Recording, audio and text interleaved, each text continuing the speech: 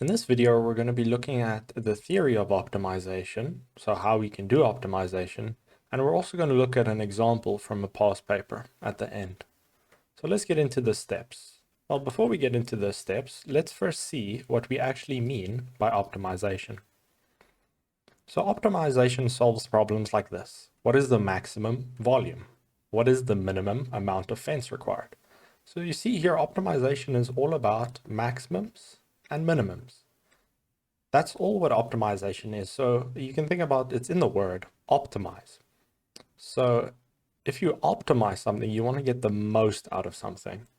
So things like maximum volume, but we can also optimize things like your spending. If you want to optimize your spending, obviously you want to have really low spending. So optimization is about maximums and minimums. So let's look at the steps. The first step is we actually need to find something to optimize. So we need to find a function to optimize. So we often call this fx, gx, so it's a function of x. What's really important though is our function has to only be one variable. There can only be one variable in our function for us to optimize. Secondly, we need to differentiate this function that we have. So when we differentiate, we're going to be getting f prime. So we're going to be getting the first derivative of the function. So these are our two steps so far. Then what we do is we set this derivative to 0. So in other words, we're going to be setting f prime of x to 0. And when we do that, we're going to be finding an x value. So we're going to be finding an x value only. So it's important here is a lot of students stop at step 3. But you can't stop at step 3 because if you stop at step 3, this is almost like saying here is where you find the minimum. It only says where you find the minimum. So if you stop here, it's only saying here. So it's only saying here is the min. That's all it's saying. It's just saying, oh, we found that the minimum is here. But it doesn't tell us what the minimum is. So to find what the minimum is, we actually have to plug back into our main function. So I'm saying minimum, but it can mean either minimum or maximum. I mean both when I say minimum there. So to actually find what the minimum is, we have to plug back, right? So you take this x and you plug it back into here. Well, actually, technically, we plug it back into fx. So we take our x, we plug it back into fx to actually find what our min or max is. So this step tells us what. So what is the min or the max? And you remember this one only tells us where. So it only tells us where, but we want to find out what the maximum is. So, or the minimum. So when I say max or min, I mean either or. So we have to do all these steps. So remember, don't stop here. Don't stop at step 3. Make sure that you have to plug back. So always remember, plug back. Let me put a little star here to remember. We got to plug back. So let's look at a past paper example. So this is question 11. It's from the November 2021 maths paper from the IEB, the final. So let's have a look.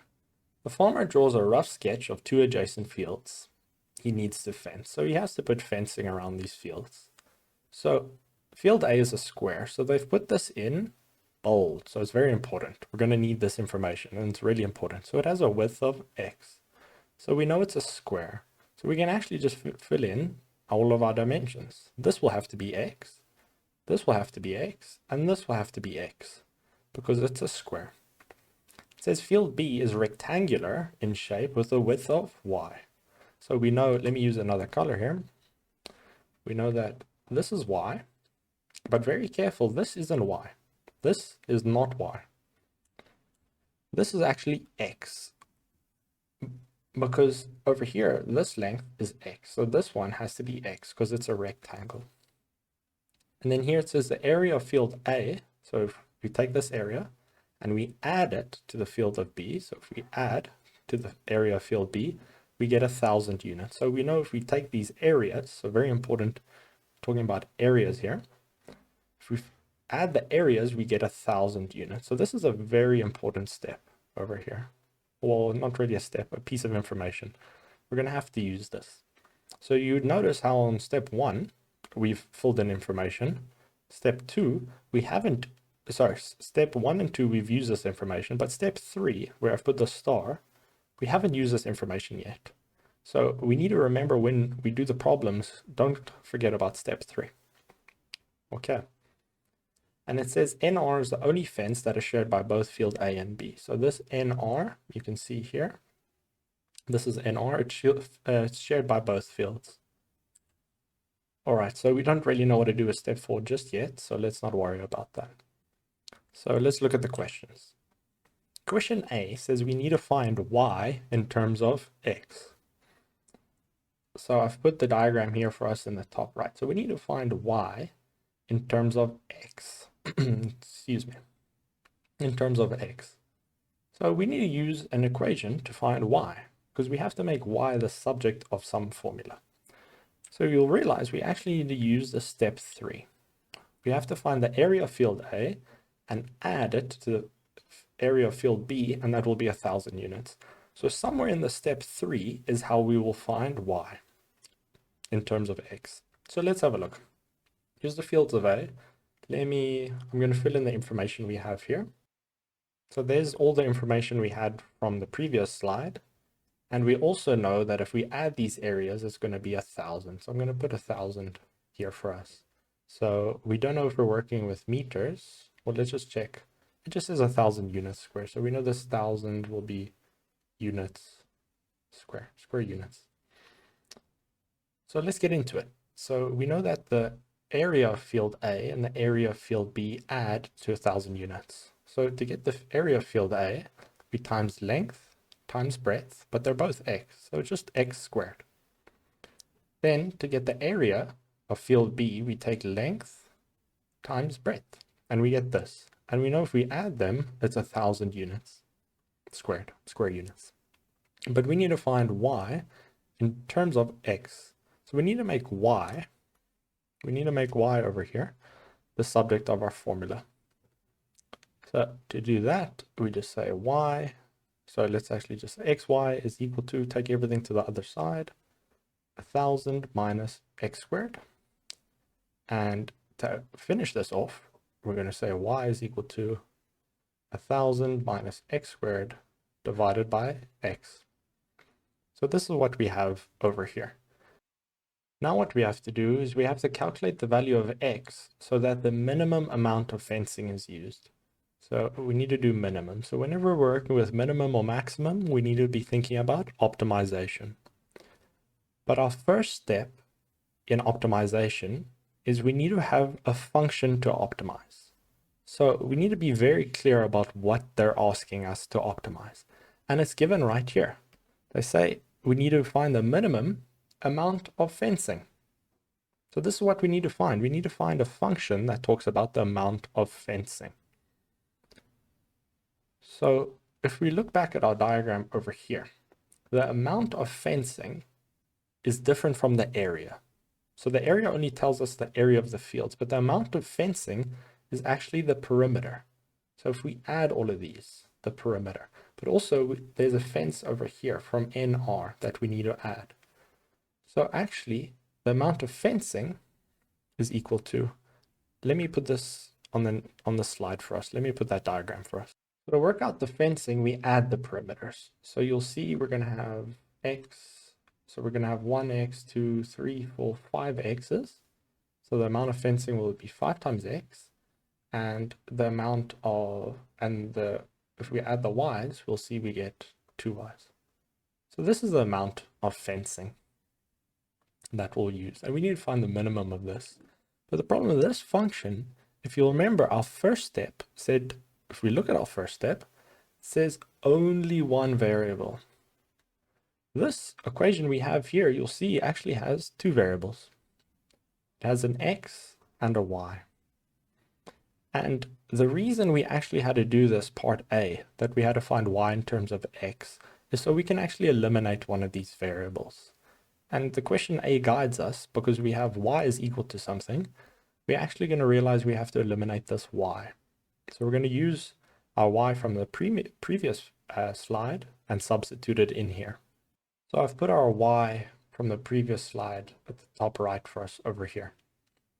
So if we keep working with this, we're going to get 5x plus 2 times our y, which is this thing over here. So it'll be 1000 minus x squared over x is equal to 5x plus 2000 minus 2x squared over x. But now what we have to do is we're going to actually have to optimize this. So we're going to have to differentiate this, because you remember step 2 says we have to differentiate the function. So we don't have rules of differentiation to deal with this term over here. Let me rather put it under. We don't have rules of differentiation to deal with this term. So what we actually have to do is we need to work a bit with this term on the right. So what we can do is we can divide the top part over here. We can divide this top part by the bottom part. So when we do that, we're going to get 2000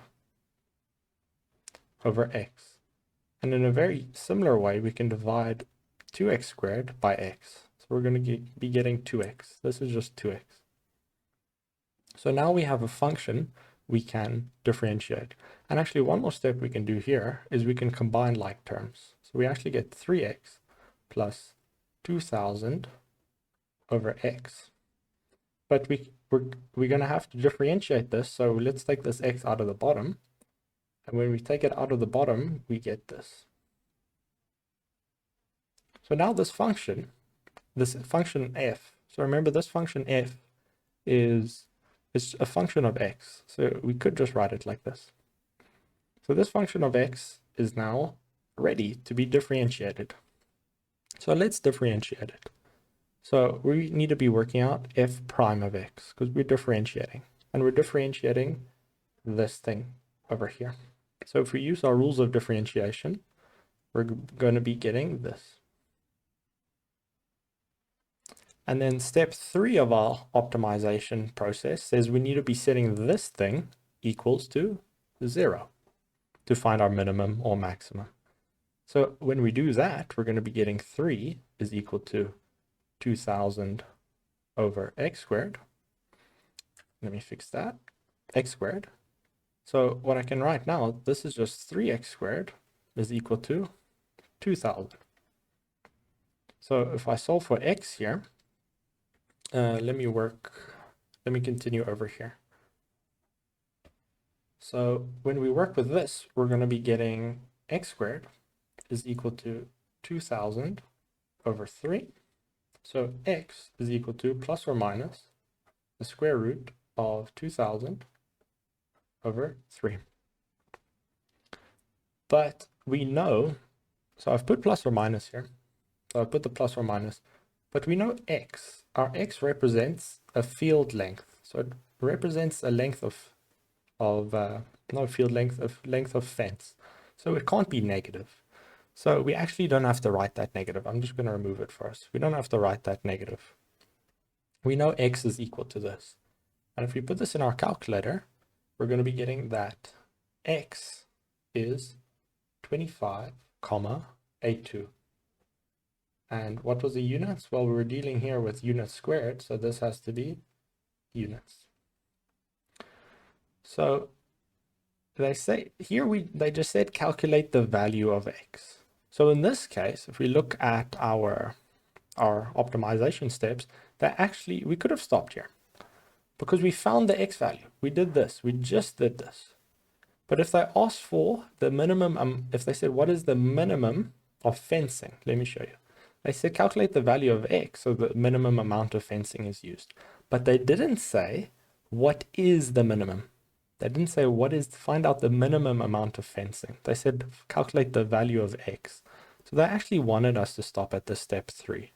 But let's say we want to calculate the actual minimum amount of fencing. So we're running out of space here, so I'm going to put this on the next slide for us. So here's what we know. We know that this x tells us where the minimum is. The minimum max. In this case, it's a minimum. So it tells us where it is. And the question only wanted us to stop here. But let's say we wanted to find out what. So if they ask what is the minimum amount of fencing, then we're going to have to use this function over here. So to find the minimum amount of fencing, this x, we just need to chuck in here. So every time we see an x here, we're just going to be replacing it with what we see in blue over here. So this x is going to go into there and also into there.